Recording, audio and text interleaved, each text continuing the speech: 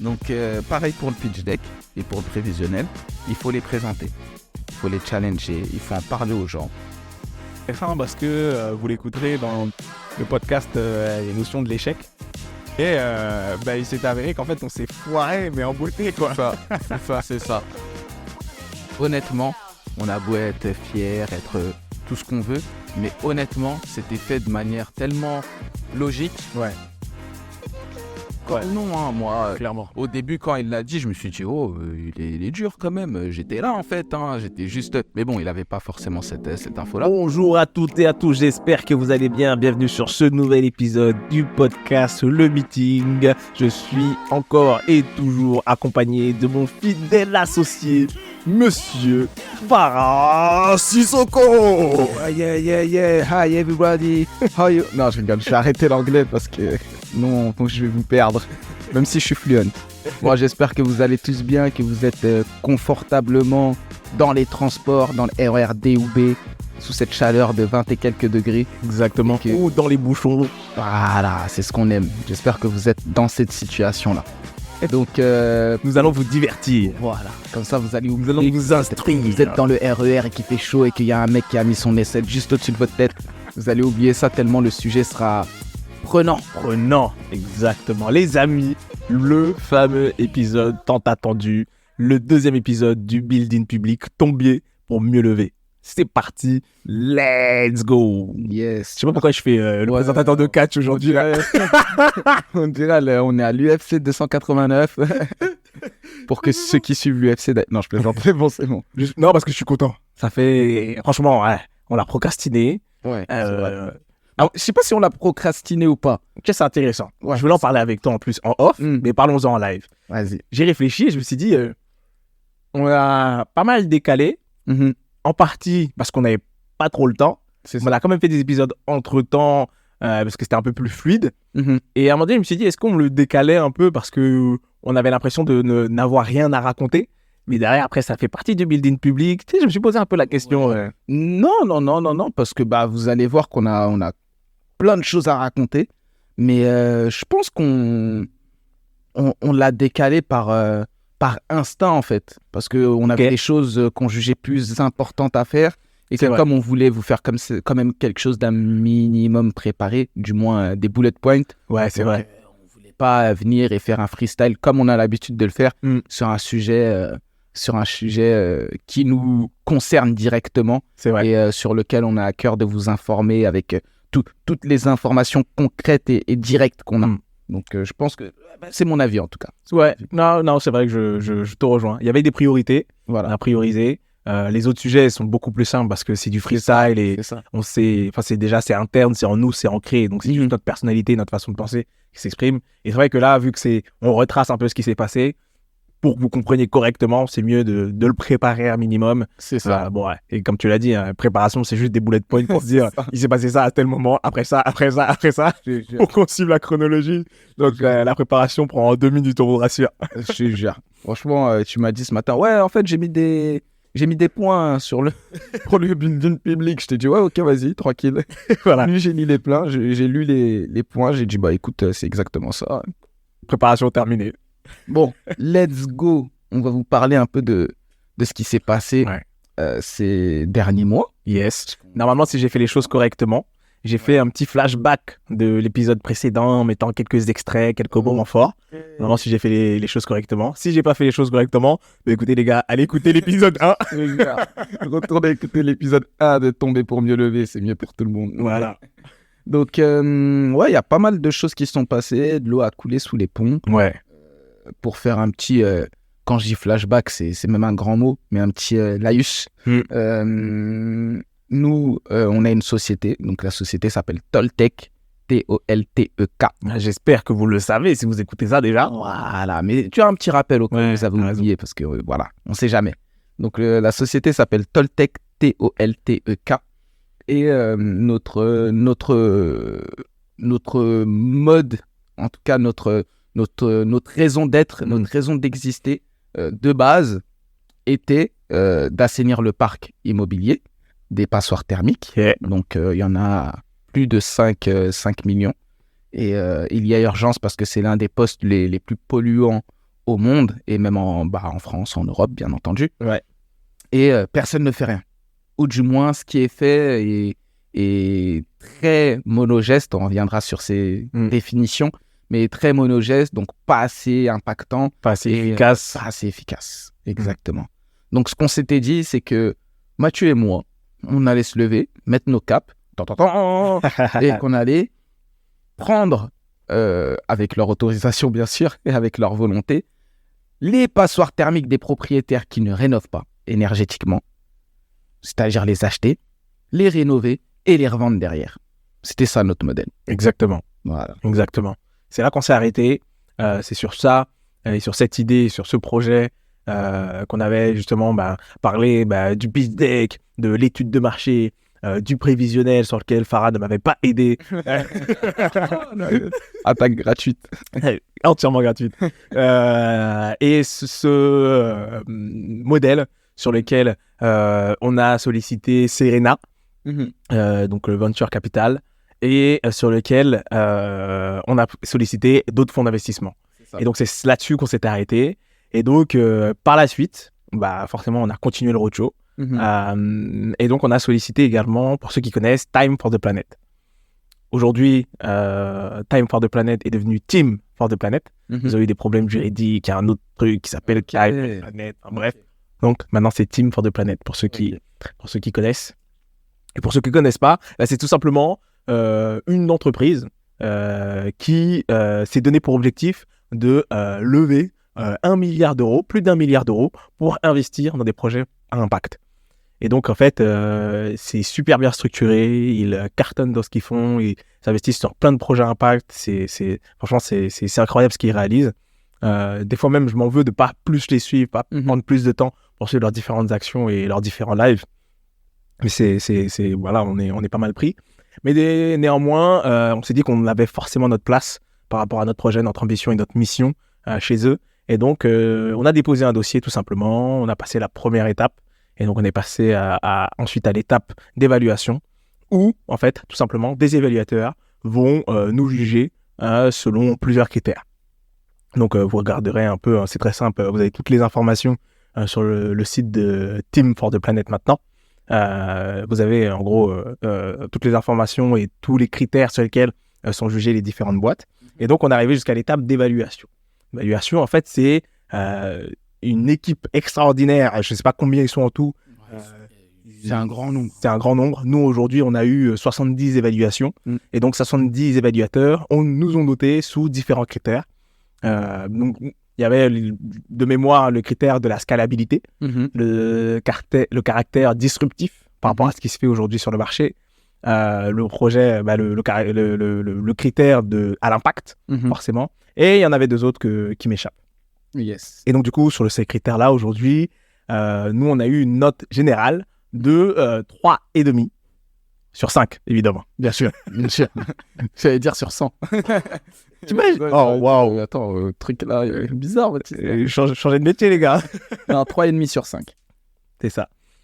3,5 sur 5. Donc, on a estimé que c'était une note assez intéressante et assez élevée, même si j'espérais et j'estimais plus. Mais c'est le côté le plus intéressant, c'est que les retours de 70 évaluateurs qui voient des tonnes et des tonnes de projets tous les jours, qui sont à fond investis dans l'accompagnement de différentes boîtes, dans l'investissement de différentes boîtes à caractère à impact, c'était extraordinaire. Enfin, en gros, ce que je veux dire par là, c'est que oui, notre volonté était de lever de l'argent grâce à Team for the Planet. Mais en fait, on a eu des retours d'expérience, des retours d'experts, des retours objectifs sur notre projet qui n'a pas de valeur. Et donc, suite à ces différents retours, très, très, très positifs, comme je dirais, négatifs, il n'y a pas eu honnêtement et objectivement, il n'y a pas eu d'avis très négatifs ou très, très négatifs. Il y a personne qui nous a dit, oula, vous trompez complètement les gars, arrêtez ce que vous faites parce que ça n'a rien à voir avec... Personne ne nous a dit ça, au contraire. C'était plus, écoutez, le sujet, vous êtes en plein dedans. Le mode de fonctionnement, il est discutable. C'était plus sur ça qu'on était challengé. C'était sur notre manière de répondre aux problèmes qu'on avançait. Et à voir s'il y avait éventuellement pas d'autres façons de le faire pour être plus impactant, parce que c'est le but de Team for the Planet. C'est ça, exactement.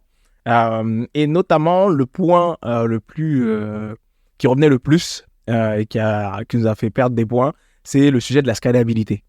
Donc, pour vous rappeler et insister sur ce que Farah disait, notre modèle était d'acheter directement les biens, de s'occuper de la rénovation de ce bien-là et ensuite de le remettre sur le marché.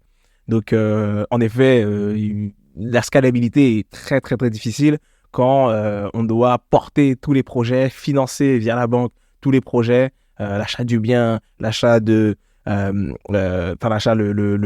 financement des travaux, les frais financiers, etc., etc.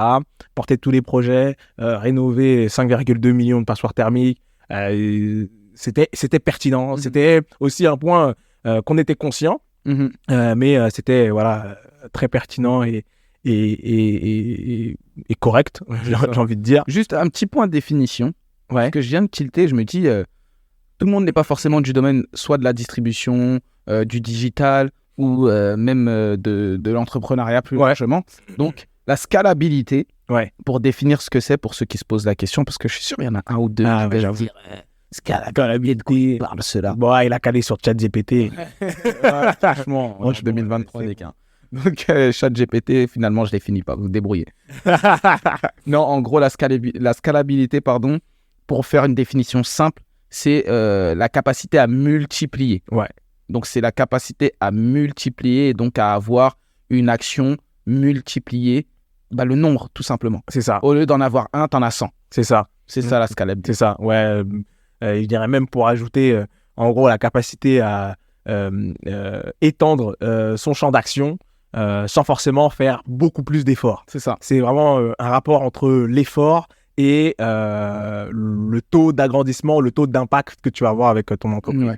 On pourrait comparer ça à moindre mesure, mais je pense que certains comprendront, à la productivité. Exactement. En fait, vous n'êtes pas plus, mais peut-être que la machine est améliorée ou peut-être que tu as un système d'information ou ordinateur ou informatique qui te permet de faire les choses de cette façon. La méthode, ça. Méthode te permet de produire plus. Donc voilà. Tout à fait.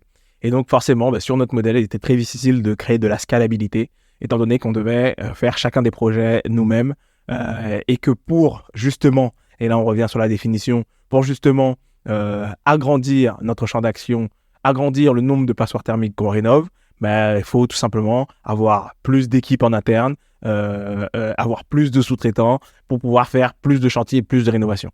Et donc ça fonctionne mal et donc c'est pour ça que notre projet a été noté 3,5 sur 5. Et même aujourd'hui, de mon point de vue aujourd'hui, je me dis que c'est une bête de note par rapport à ce gros problème de scalabilité. Exactement. Parce évidemment, on a trouvé une solution.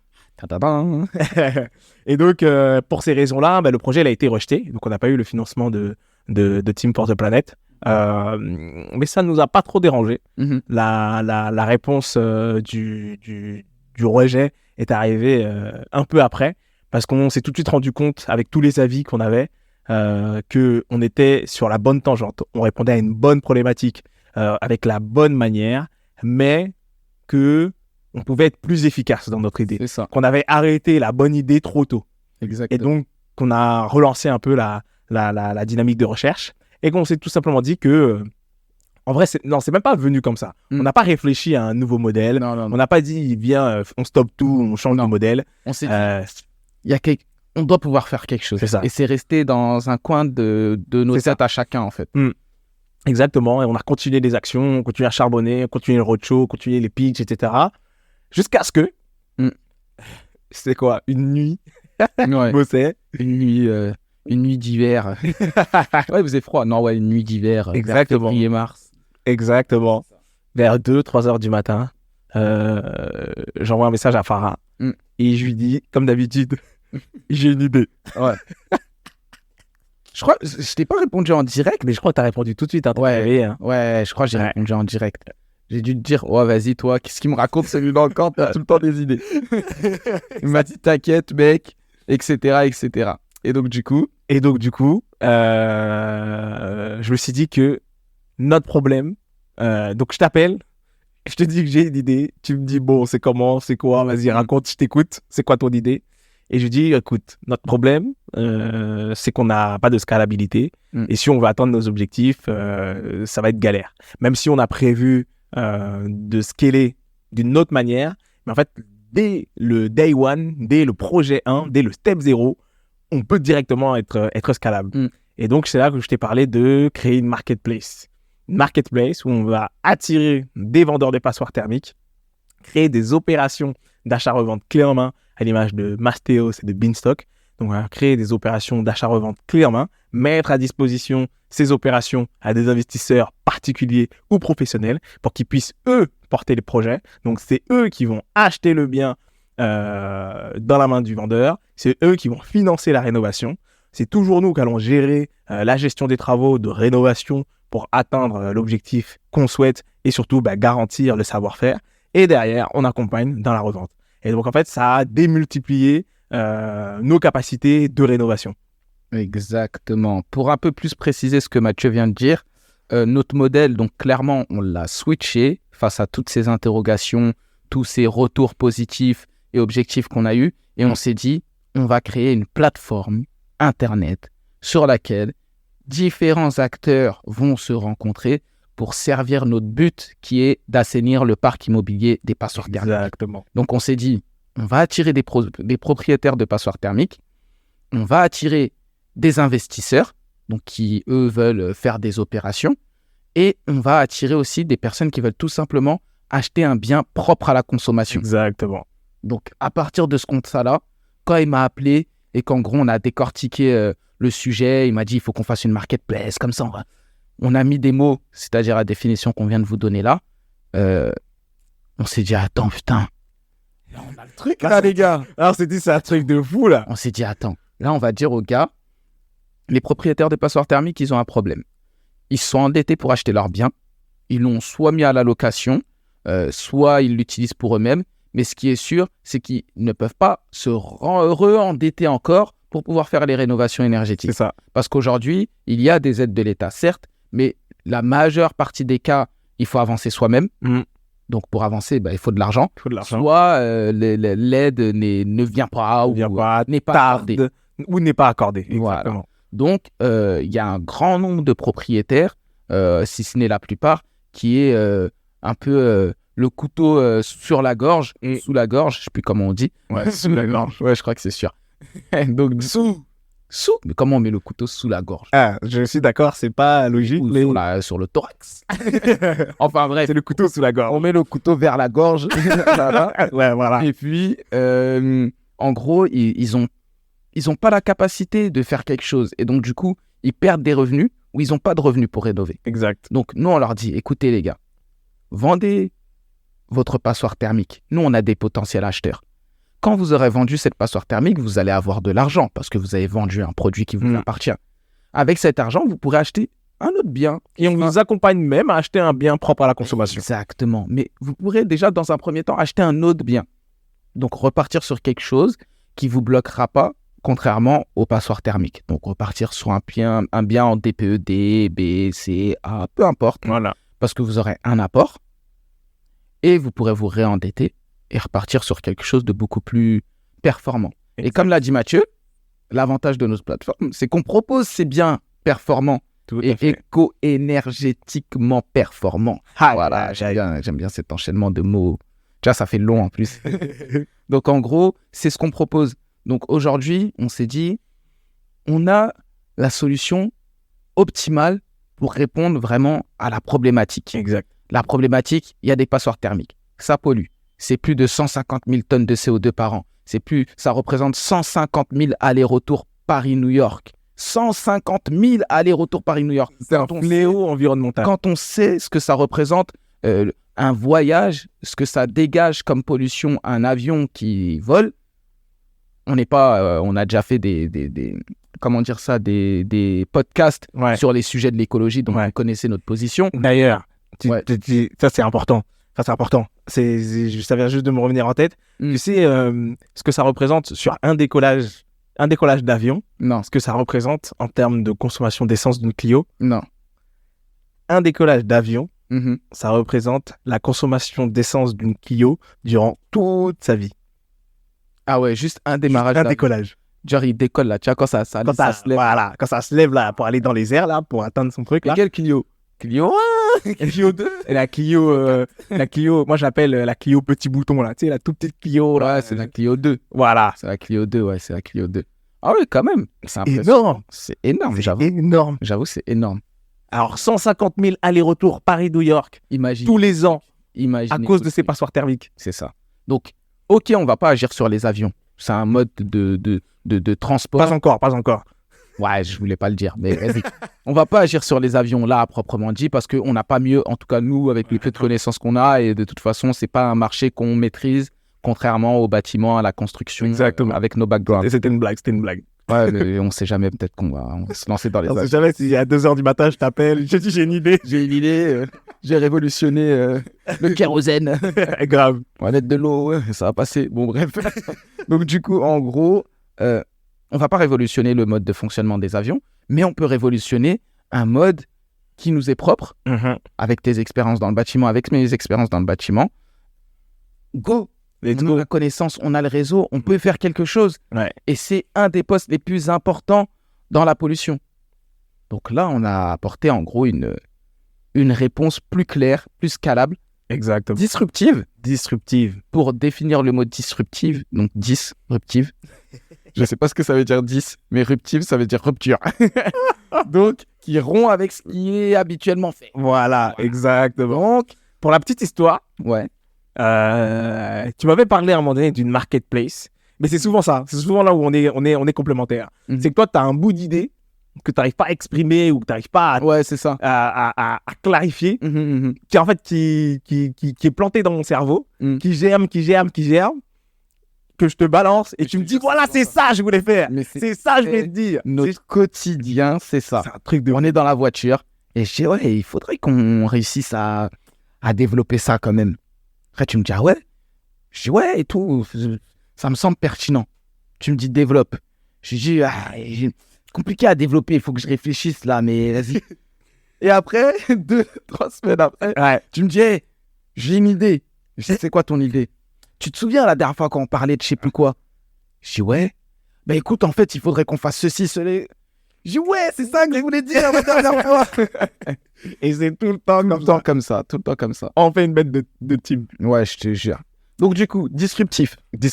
Donc, ce qui est disruptif, c'est que on n'a pas inventé l'eau chaude. C'est-à-dire, on n'a pas inventé les marketplaces. Ouais. On n'a pas inventé les opérations clés en main. Exactement. On n'a pas inventé les travaux. Par contre, ce qu'on a entre guillemets inventé, parce que je suis pas sûr que inventer ce soit le bon terme, mais innover, on va dire. Ouais. Ce qu'on a innové, c'est une plateforme qui traite des passoires thermiques, qui propose des opérations clés en main, certes, mais d'achat-revente, Exactement. et qui n'existe pas aujourd'hui. Exactement. Et qui, derrière, a un impact. Et c'est là où on a un caractère disruptif, innovant. Parce que jusqu'à présent, et avec grand plaisir s'il y a quelqu'un qui le fait et qu'on n'est pas au courant parce qu'on a fait notre étude de marché, on est passé à côté. Exact. On passerait pour des cons un peu. Mais en tout cas, ce qui est sûr, c'est que ça coule pas sous les ponts. C'est qu'il est bien caché, parce que... C'est ça. Ce qui est sûr, c'est que ça court pas sous les ponts. Voilà. Donc, voilà notre nouveau modèle. Voilà. Qui dit nouveau modèle, dit redéfinition de la stratégie, de la communication. Notre persona est à peu près la même chose, mais quelque peu différent. Ou du moins, ça ajoute d'autres types de clients. Exactement. Notamment le client investisseur qui peut être particulier ou professionnel. Et acheteur final, on l'avait déjà dans le modèle de marchand de biens. Ouais. Mais le côté investisseur est très important. Exactement. Du coup, on prend la décision d'arrêter le roadshow, d'arrêter la communication, le code mailing des investisseurs, rester quand même un peu au fait de ce qui se passe, garder certains contacts avec certains BA ou certains fonds d'investissement pour pas repartir de zéro. Exactement. Faut pas être couillon. Ouais, quand même. Comme j'aime de le dire. Pour justement bosser pour sortir rapidement un MVP. Le but de ce MVP, c'est qu'il pourra définir ou pourra exprimer, je ne trouve pas mes termes, mais voilà, il pourra tout simplement permettre de développer les premiers services du nouveau modèle. C'est ça. En fait, le MVP, c'est quoi? Most Valuable... Minimum Viable Product. Minimum Valuable Project. Viable Product. Viable Project, ouais, vous avez vu mon anglais. Hein. Ouais. Donc, t'es fluent. Viable Project. Insiste pas sur le... Parce que pour moi, MVP, c'est quoi? C'est Most Valuable Player. Ouais. Voilà, tu vois? Ouais. Je suis Englishman. Bon, bref. Donc, en gros, ce MVP, cette première version de la marketplace, nous sert à faire des opérations de manière simple. C'est pas la version finale de notre marketplace, mais c'est ce qui nous permet de commencer déjà notre activité. C'est ça. C'est les services basiques dont on va avoir besoin. Services basiques, c'est-à-dire attirer des propriétaires de passoires thermiques dont on connaît déjà les problèmes, qui veulent se débarrasser de leur passoire thermique. Donc, à travers un questionnaire, ils vont pouvoir rentrer toutes les informations, toutes les caractéristiques de leurs biens pour qu'on puisse tout simplement entrer en contact avec eux et leur faire une offre d'achat. La partie catalogue, donc catalogue investisseur, où ils vont pouvoir consulter les différents biens, avoir toutes les informations générales de ces biens pour pouvoir se positionner après derrière sur ces différentes opportunités. Et derrière, un catalogue d'opérations finies, rénovées, pour qu'un acheteur final puisse acheter. Et donc, c'est les fonctionnalités de base. On ne va pas vous spoiler, hein, mais on a imaginé plein de choses incroyables pour les différentes versions. Donc, soyez prêts et restez à l'affût. Mais voilà les fonctionnalités de base qu'on a décidé d'implanter. Et on a même réduit le catalogue de biens rénovés. On s'est dit que ça pouvait même attendre. Voilà, il y a des travaux qui vont démarrer et ça va prendre du temps. Donc, ce n'est pas quelque chose de nécessaire. Aujourd'hui, il y a les informations générales sur ce qu'est une passoire thermique, les enjeux, etc. Pouvoir informer. La partie questionnaire et la partie catalogue d'opportunités. Exactement. Et là, d'ailleurs, je ne l'ai pas mis dans les bullet points et je vais te laisser en parler. Il y a une problématique qui s'est, entre guillemets, qui a apparu. C'est qu'on est assimilé à une agence et en tant qu'agence, on a besoin de quelque chose. La carte professionnelle de transaction immobilière. Waouh. Communément appelée carte T. Carte T. Ouais, ça c'est un problème. Un problème. Un problème, les procédures, l'administratif. Tu vois, on devrait créer une start-up qui faciliterait l'administratif pour l'entrepreneur. Ouais. Putain, c'est une nouvelle idée, ça. Ouais. Il faut qu'on la note. Après, il y a des legal start, jury société, Ouais, workplace. on va pas parler de société ici. On veut pas leur faire une mauvaise pub. Mais tu vois, donc en fait, Benoît, si tu m'entends, je rigole, je sais plus s'il s'appelle Benoît. Mais du coup, eux, ils sous-traitent juste. Mais ouais, j'avoue, ce serait pas mal de révolution. Ouais, non, grave. Enfin bref, ce qui s'est passé pour faire cette petite digression-là qui est dans le sujet, c'est qu'il nous fallait une carte T. Parce que officiellement, pour pouvoir avoir un mandat, c'est-à-dire avoir l'autorisation de vendre un bien qui n'est pas le sien, il faut un mandat. Et pour avoir un mandat, il faut une carte T. Ouais. C'est cette carte qui autorise à avoir un mandat. Exactement. Mais en plus, je suis en train de me dire que j'ai encore oublié un bullet point. Forcément, changement de modèle, changement de modèle économique. Notre manière de gagner de l'argent est totalement différente. Là où, en tant que marchand de biens qui portions les projets, on générait de l'argent sur la plus-value qui était générée lors de la revente du bien, le nouveau business model, non seulement il a une scalabilité qui est énorme, mais en plus, en termes de revenus, on a triplé les objectifs. C'est ça. Est-ce qu'on leur... Non, on vous laisse une part de mystère. On ne dit pas comment on fait. Mais grosso modo, ça ressemble un peu à une agence. Ouais. Donc, les agences classiques, ils prennent des frais de transaction quand ils vendent, quand le produit est vendu, etc. Donc, grosso modo, le business model, il est à peu près comme ça. Mais on ne vous dit pas plus parce qu'on sait qu'il y a des espions qui nous écoutent et qui veulent voler notre modèle. Non, on vous voit dans les commentaires. On vous voit. Et donc, du coup, c'est en définissant le business model qu'on s'est rendu compte qu'on était assimilé à une agence et qu'il nous fallait justement cette carte T pour pouvoir signer les mandats, pouvoir juste toucher de l'argent sur les transactions immobilières, etc. Exactement. Donc, cette carte T, le sujet, il est simple, c'est qu'on a rempli tous les documents, on a fait toutes les démarches, on les a fait assez tôt quand on s'est rendu compte qu'il nous la fallait en tout cas. Et on l'attend toujours. Ça nous bloque pas. En tout cas, c'est ce que je vais vous dire comme ça. Ça nous bloque pas parce que, en tant qu'entrepreneur, on a trouvé d'autres solutions, d'autres systèmes pour pouvoir avoir, entre guillemets, une carte T. C'est ça. Mais toujours avoir un plan B. le but, c'était d'avoir la nôtre et de pouvoir être libre à ce sujet-là. C'est en cours. Je pense que d'ici quelques semaines, on l'aura. D'ici le prochain building public, on l'aura, c'est sûr. Ouais. Mais on le fera dans 6 mois. Mais je pense que la CCI, incroyable. Waouh. Si vous entendez Mathieu mourir et se fait attaquer par le pollen. Ouais, non, c'est très grave. C'est très grave. D'ailleurs, il faudrait que quelqu'un lance une start-up pour nous éradiquer des cellules d'allergie. Là, c'est normal. Ça existe, hein. Mais je connais pas leur nom. J'espère. Les gens qui commercialisent des éponges et des champignons, il doit bien avoir quelqu'un qui... T'inquiète. J'espère. Je compte sur vous, les gars, et j'achète. Et quand je pourrai, j'investirai. De ouf. Et carte T, sujet clos, Ouais. grosso modo. Il faut ce document pour pouvoir... cette carte pour pouvoir sourcer officiellement nos premiers biens sur la plateforme. Et derrière... la création du MVP. Exactement. Création du MVP qui est passé par une grosse phase de recherche, des questionnements pour savoir est-ce qu'on devait payer, embaucher, trouver des investissements, trouver du financement pour pouvoir sortir ce MVP.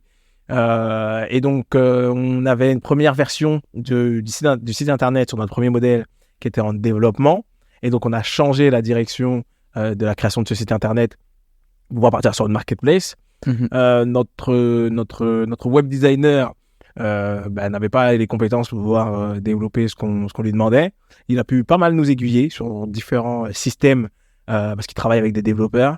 Différents systèmes qui pouvaient nous permettre d'atteindre rapidement et de définir rapidement nos outils et trouver le bon acteur, le bon développeur.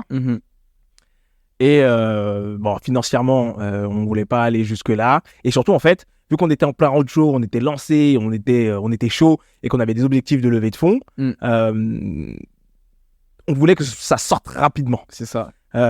Et donc, je me suis dit, j'ai une tête, j'ai 2 bras, 2 jambes et 10 doigts. La solution a l'air plutôt abordable. Et je me suis confiné 1 mois pour pouvoir apprendre à développer et construire cette marketplace, ce MVP. Et donc, c'était sur tout le mois de mars, du 1er jusqu'au 30, du 1er jusqu'au 30, 31. Nuit et jour, je me suis formé pour pouvoir sortir cette marketplace avec la vision que je veux, avec les informations que je voulais, les animations que je voulais également, appuyé également par le web designer et toutes les vidéos formations disponibles sur Webflow. Donc, on a lancé sur Webflow pour pouvoir sortir ce MVP fin mars. Yes. Et là, normalement, vous applaudissez, vous faites une ovation, vous me félicitez parce que c'est pas du tout mon métier. Galipette, salto. Voilà. Parce que franchement, chapeau à toi, franchement, parce que moi, je suis incapable de faire ça.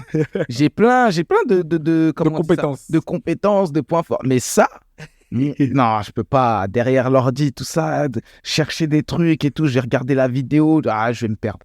Je vais faire n'importe quoi. J'aurai même plus de connexion Internet.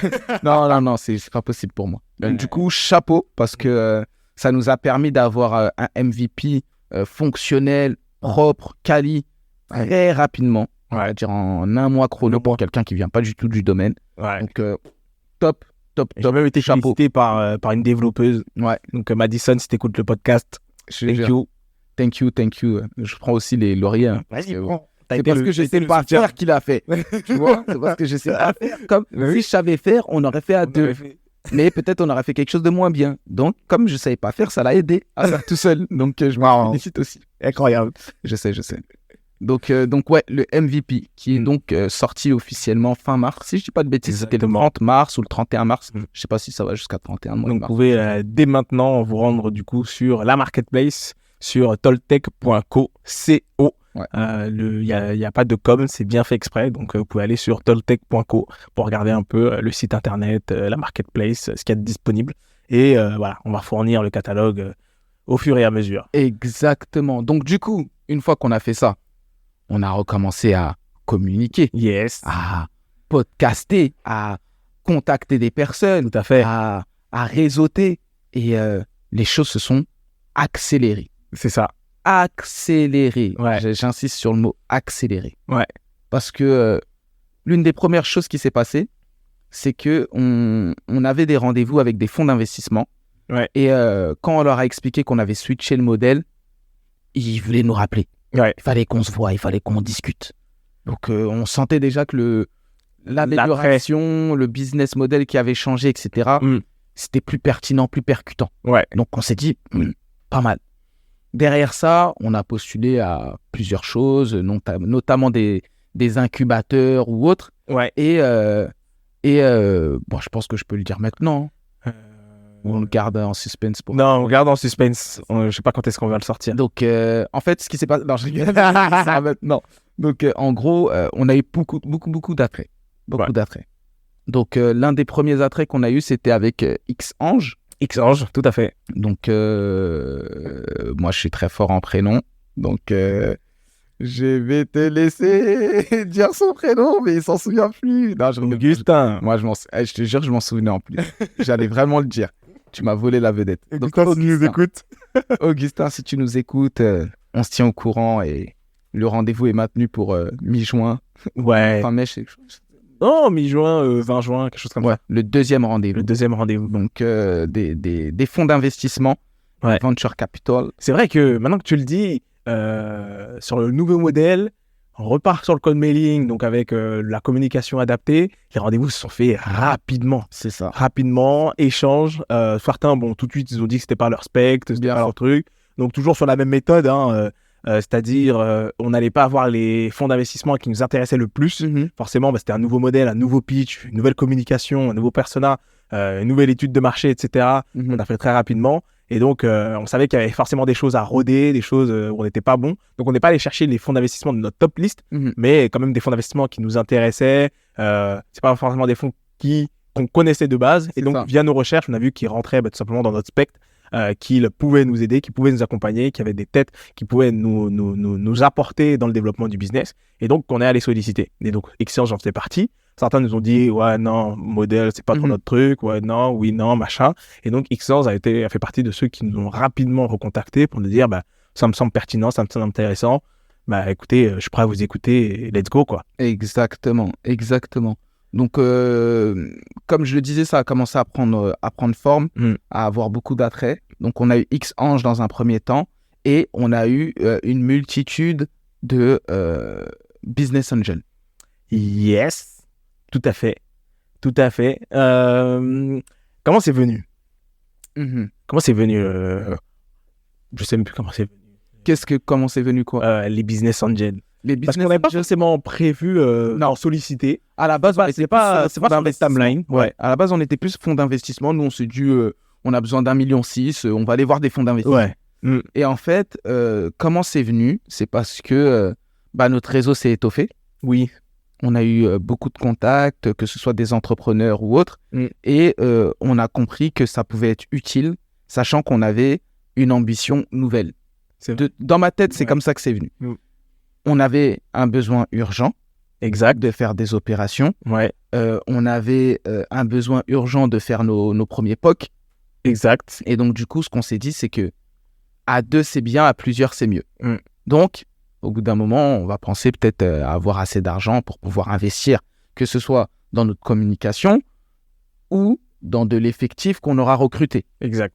Donc, la procédure des fonds d'investissement étant ce qu'elle est, c'est-à-dire un peu longue, entre guillemets, on s'est dit, il nous faut du cash tout de suite. C'est ça. Donc, on continue à bosser pour faire des opérations, mais c'est pas mal si on a 2-3 investisseurs qui peuvent mettre de l'argent sur la table tout de suite. Exact. Et donc, du coup, on a décidé de faire ce bridge.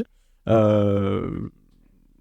venu un peu naturellement où on s'est dit, écoute, il y a des opérations qui vont se lancer. Nos opérations, forcément, on n'a pas encore la carte T, même le temps que ça se négocie. Une fois que c'est négocié, on touche des frais de transaction. Après, le temps que l'opération se fasse, etc., etc.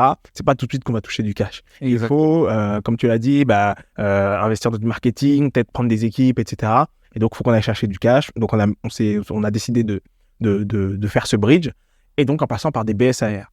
BSR qui, justement, attire plus des business angels parce qu'ils deviendront des investisseurs historiques et qui leur permettra tout simplement d'avoir des parts valorisées dès que la levée de fonds est enclenchée. Et donc, en fait, c'était carrément le modèle idéal pour attirer des business angels et pour les rassurer dans leur investissement. Parce qu'il y a un fonds qui arrive, il y a une levée de fonds qui arrive et qu'ils ont des parts remisées, quoi. C'est ça, exactement. Donc, ce qui s'est passé, c'est que toi, de ton côté, Mathieu, tu t'es dit, est-ce que je connais des personnes autour de moi, proches ou des connexions qui potentiellement sont des business angels. Donc, tu as cherché un peu dans ton réseau. Du moins, j'ai pas cherché dans mon réseau s'il y a des personnes qui étaient potentiellement des business angels. J'ai cherché dans mon réseau potentiellement des gens que j'avais rencontrés. Certains, j'ai rencontré beaucoup de personnes qui me disent le jour où tu lances ta propre boîte dans la domotique ou dans la construction, parce que ça fait des années que je parle de mon ambition de révolutionner le monde du bâtiment et surtout les méthodes de construction. Il m'a dit, voilà, le jour où tu lances ta boîte, contacte-moi, je mets un billet, etc. Bon, je ne comptais pas forcément les recontacter, parce que j'ai pas prévu et je voulais pas juste quelqu'un qui mette son oseille et parce qu'il croit en moi, entre guillemets, quoi. Je veux vraiment quelqu'un de solide à côté de moi qui peut apporter plus que financièrement. Et je me suis dit, du coup, mon mindset a aussi beaucoup changé depuis et qu'en fait, ça peut être un appui et un levier exactement important.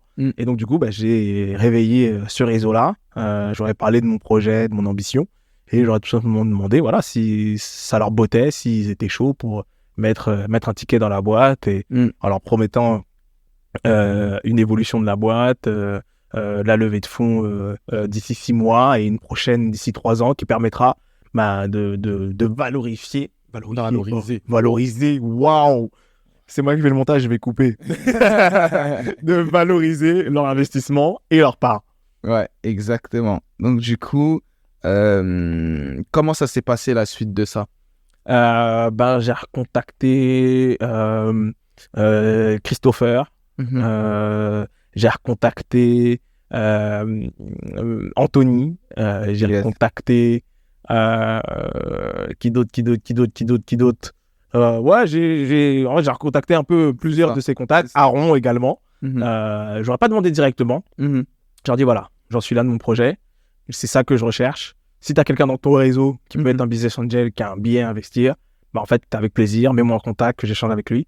Si toi, aujourd'hui, tu veux mettre un billet, franchement, c'est avec plaisir. On se pose, on discute, on en réfléchit, on voit si c'est le bon timing pour toi, si tu as compris les enjeux de l'investissement, si tu connais les risques, et si tu es chaud, let's go. Et en fait, il me connaissait depuis mes précédentes aventures entrepreneuriales, mes différents succès, mais également mes différents échecs. Et ils ont suivi, quoi. Exact. Et donc, du coup, aujourd'hui... merci à eux. Aujourd'hui, on peut dire que dans l'aventure, nous aurons rejoint dans l'aventure Toltec, donc Anthony et Manuela. Exactement. Monsieur Angelo. Yeah, Angelo. Et ouais, c'est une relation particulière avec Angelo. Angelo l'incroyable. Ouais, du coup, si t'es en Thaïlande, nous envoie pas de photos. Ouais, je parle. Du coup, Angelo. Derrière, on a certainement, et même pas que certainement, Christopher, mon gars. Exactement. Rendez-vous à côté. Oui. Attends, vas-y. J'ai rendez-vous prochainement pour notre cigare whisky, mon gars. Et du coup, de mon côté, je me suis dit, attends. Le mec, il ramène des investisseurs, des business angels, et moi, je suis là. Ils signent des LOI, ils font des virements. Oui, tout ça. Il y en a pour à peu près, je peux dire le montant, 45-50 000 euros. Ouais. Je dis, attends, c'est quoi cette histoire? Moi aussi, je connais des gens quand même. Donc, du coup, je commence à discuter dans le même un peu format que toi, autour de moi, notamment avec... des collaborateurs ou des anciens collaboratrices de mes expériences professionnelles.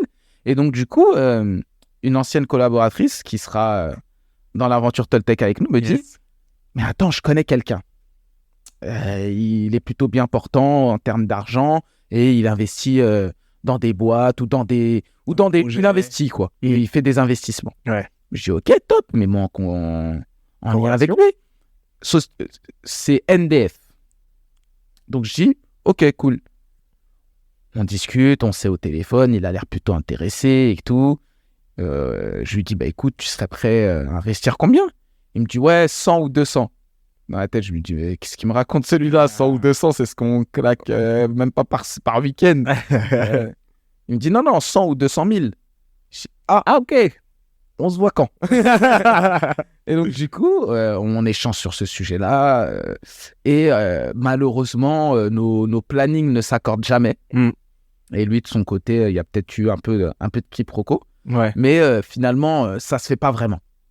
Mais derrière, je pense que le bruit amène le bruit. Exact. Et une autre connaissance que moi, du coup, je connaissais en tant que client dans une expérience passée, me recontacte. Je le sauve plus d'une fois, ou du moins, je l'aide plus d'une fois dans des petites galères qu'il a personnellement sur ses travaux. Ouais. Et je lui parle un peu de Toltec.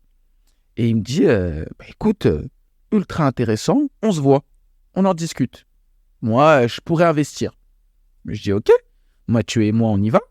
On se pose, on discute, très bon feeling. Ouais. On parle la même langue, on parle le même langage. Ouais, il s'y connaît. De toute façon, il est dans le bâtiment. C'est ça. Il a porté quelques opérations de marchand de biens également. Exactement. Il comprend tout de suite l'importance d'agir sur les passoires thermiques. Il Donc, comprend le sujet, il comprend le truc. Ouais. Je lui dis, bah écoute, question fatidique, toi, tu serais prêt à investir combien? Il me dit, Non, il nous demande. voilà. Non, il nous demande combien on recherche. Et donc, comme je connais le profil, j'ai dit, nous, on recherche entre 150 000 et 200 000 euros. C'est ça. Et normal. Ouais, non, il n'y a pas de souci, ça devrait être bon. Ça devrait être bon. J'ai dit, ok.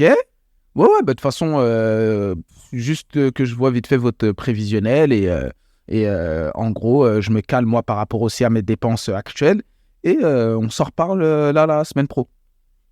J'ai dit, ok, cool. Intéressant. Et donc, du coup, on a eu son retour. Et effectivement, il va aussi faire partie de l'aventure avec le montant cité juste avant.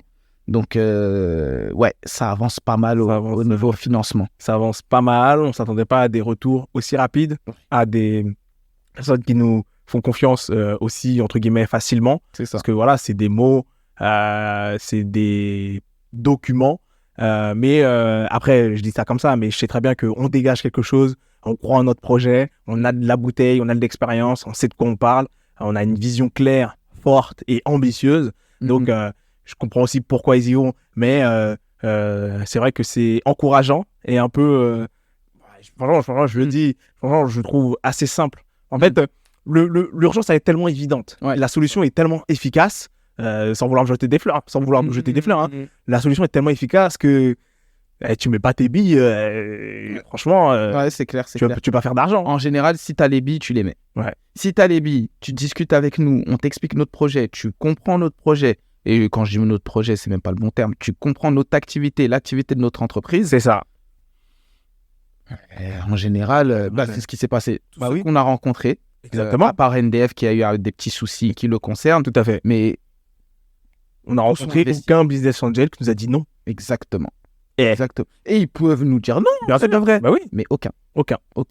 Donc, la finalité de ce propos-là, c'est que on va réussir à avoir près de 300 000 euros grâce à des business angels.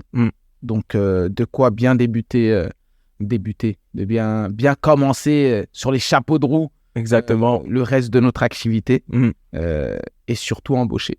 Exactement. En parallèle, comme Farah l'a dit, on a postulé à quelques incubateurs pour pouvoir développer le réseau, pour pouvoir dégager de la crédibilité, pour pouvoir aussi avoir des locaux et tous les avantages que proposent les incubateurs. Donc ça, on vous tient au courant. Et donc, on s'est dit, voilà, aujourd'hui, on est focus sur la recherche d'autres BA pour pouvoir nous aider à finir l'année sereinement.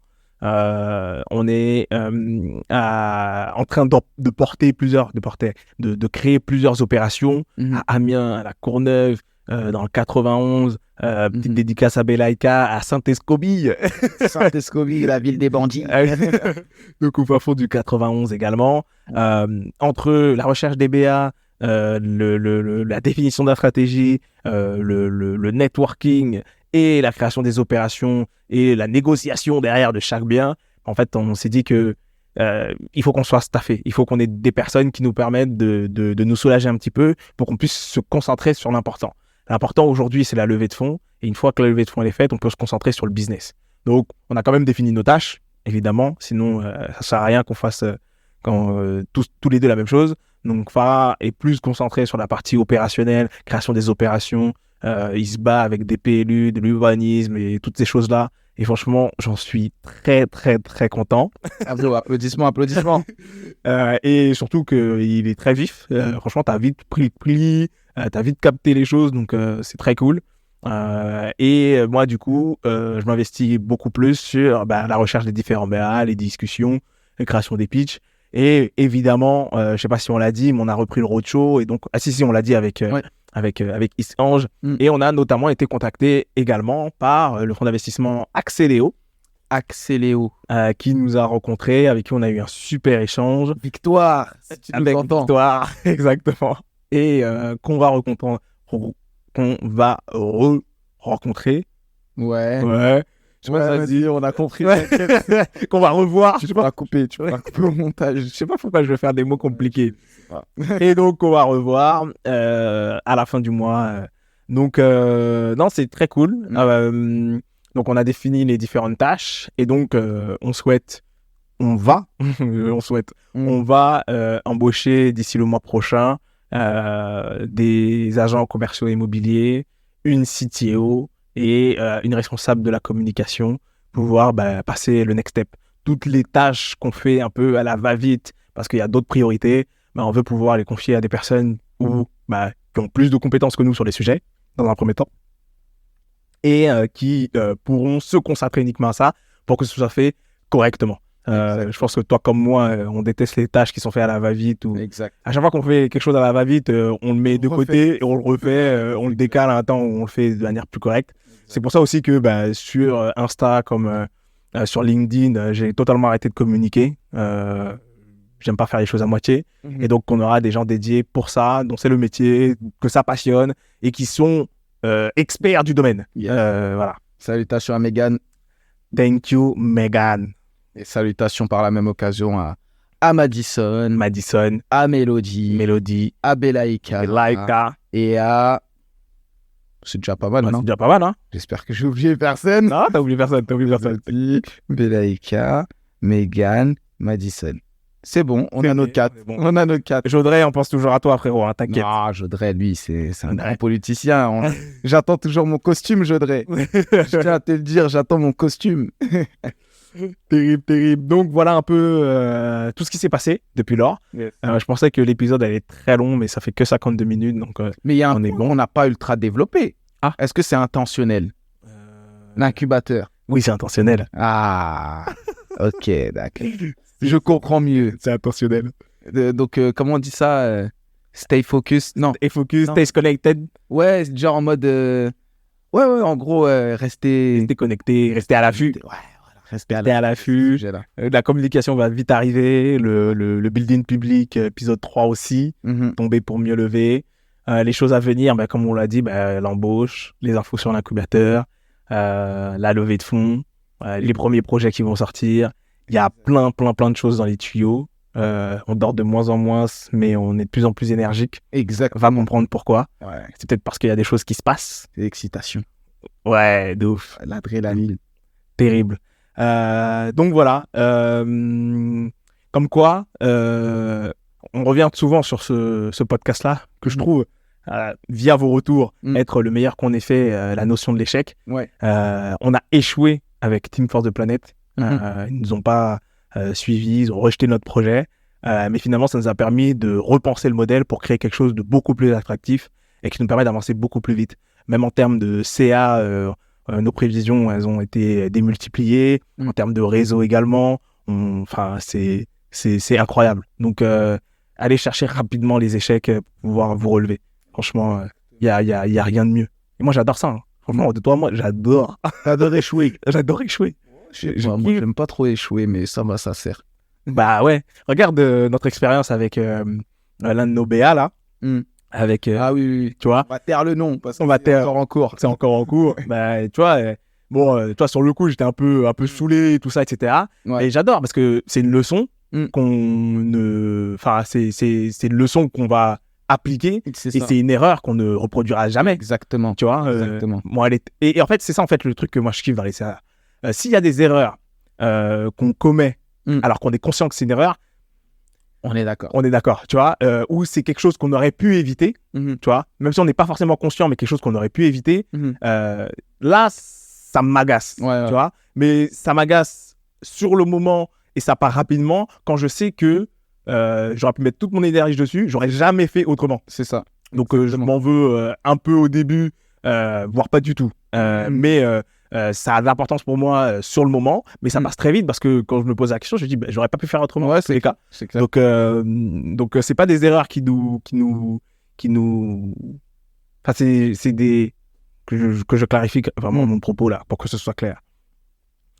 Ce sont des erreurs qu'on a commises parce qu'on n'avait pas l'information et qu'une fois que c'est enregistré, qu'on ne reproduira pas plus tard. Exact. Et en fait, c'est ça que j'adore Ouais, dans l'échec, tu vois. Et c'est pour ça que, limite, en fait, moi, je vais les chercher là où on a péché, là où on a été mauvais, là où on n'a pas été bon, parce que je sais qu'une fois qu'on sait comment ça fonctionne, toi comme moi, on les reproduit jamais. Ouais, c'est vrai. C'est vrai, je suis d'accord. De la même manière qu'on a échoué sur le pitch avec Serena et que tous les autres pitchs se sont super bien passés par la suite. Et qu'on sait mieux les gérer, notre pitch a évolué, on est beaucoup plus à l'aise, on sait où on va, on sait quand on a été mauvais ou non, on sait qu'on va être recontacté ou non. Donc, ça avance. Donc, j'adore l'échec. C'est cool. Bah écoute, en tout cas, j'espère que vous avez apprécié ce nouvel épisode de j'ai bégayé. Chabek. J'allais dire Team for the Planet. Bah, je me disais, en fait, que je voulais dire Building Public. je comprends pas ce qu'il veut dire. G87. Donc, j'espère que vous avez apprécié, je te jure, j'espère que vous avez apprécié ce nouvel épisode du Building Public. Donc, tomber pour mieux lever. On vous a donné pas mal d'infos. J'espère que vous avez kiffé, que du coup, l'odeur dans les RER était moins prenante. La chaleur aussi, les frottements. J'espère que c'était moins intense. Et que donc, du coup, tu décris ça trop bien. Ouais, t'as vu ou pas? Et que, en gros, vous allez partager avec nous vos retours et vos impressions, comme d'habitude, sur ce podcast. Tout à fait. L'aventure continue. On a fait de grands pas, mais ça continue encore. Ça sent de plus en plus bon. On sent que le mur arrive de plus en plus. On va atteindre l'objectif. D'ici 2-3 épisodes, les fonds sera levé. Et... Tu sais, c'est comme quoi? Tu vois, quand tu rentres chez toi et que tu sens une odeur de poulet grillé, braisé, tu vois, ceux qui n'aiment pas le poulet, sortez de là. Mais nous, et tu sais que tu dois te laver les mains, tout ça, avant d'attaquer le poulet. C'est ça. On est dans la même situation. On sent que ça arrive, on sent qu'on l'a du bout des doigts, on a les babines bavantes.